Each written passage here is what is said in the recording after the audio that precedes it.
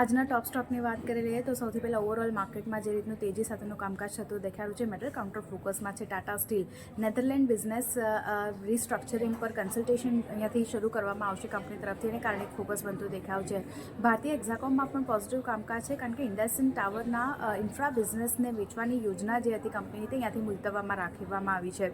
બાયોકોન ફોકસમાં એટલા માટે કારણ કે કંપની સબસિડરી કંપની છે એને ખાસ કરીને નવી દવા લોન્ચ કરવા માટેની મંજૂરી યુએસ FDA પાસેથી મળતી દેખાઈ રહી છે. ઓર્બિંદો ફાર્મા માટે પણ વાત કરી લઈએ તો ક્લિનિકલ સ્ટડીનો ફેઝ 1 અહીંયાથી જે પૂરો થતો દેખાઈ રહ્યો છે એને કારણે એક ફોકસ ઓર્બિંદો ફાર્મા બતાવી રહ્યું છે. વાત કરી લઈએ સન ફાર્માની તો યુએસમાં ખાસ કરીને યુએસ કોર્ટ તરફથી રાહત મળતી દેખાઈ રહી છે અને નવી દવાના લોન્ચ માટે અહીંયાથી મંજૂરી કોર્ટ તરફથી મળતી દેખાઈ રહી છે.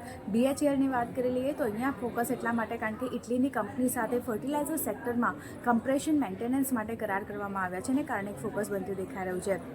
TCSની છેલ્લે વાત કરી લઈએ તો અનુમાન મુજબ અહીંયા પરિણામ રહેતા દેખાયા છે પણ ખાસ કરીને મેનેજમેન્ટની કમેન્ટ્રી મજબૂત હોવાના લીધે TCS પણ 0.5% વધુની અપસાઇડ બતાવી રહ્યું છે.